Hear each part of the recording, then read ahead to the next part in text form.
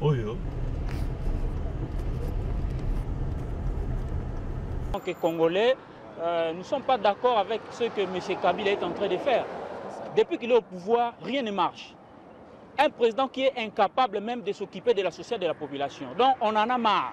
On en a marre que M. Kabila puisse emballer ces histoires, partir là où il devrait aller et nous laisser tranquillement choisir calmement nos dirigeants à qui on a confiance. C'est ça notre problème. Mais pour la journée d'aujourd'hui, je crois que vous êtes en train de prendre les images.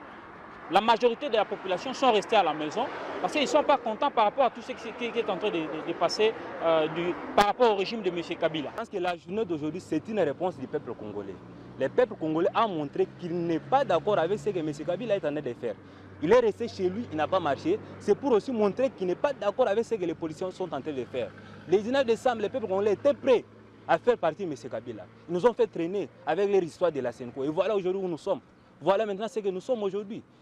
Ceci est la réponse du peuple congolais et aux politiciens de l'opposition et à M. Kabila. Le peuple congolais est resté à la maison pour montrer son désarroi. Vous savez, Étienne Tshisekedi était connu comme le seul opposant au pays devant, disons, le seul opposant capable de mobiliser des centaines de milliers de Congolais dans les rues de Kinshasa.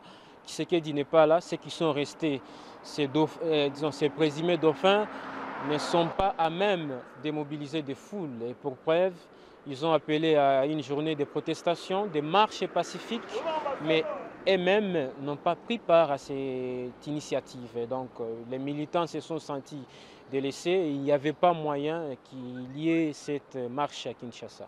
Un désaveu très large de la population vis-à-vis de cette vieille politique qui a, je veux dire, montré ses limites.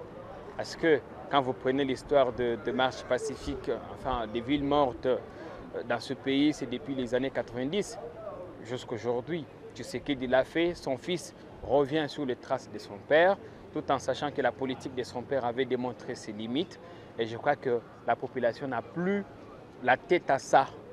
Et aujourd'hui, c'était un message assez clair que le peuple a envoyé au rassemblement, lui demandant de revoir certaines pratiques, de revoir sa façon de faire les choses.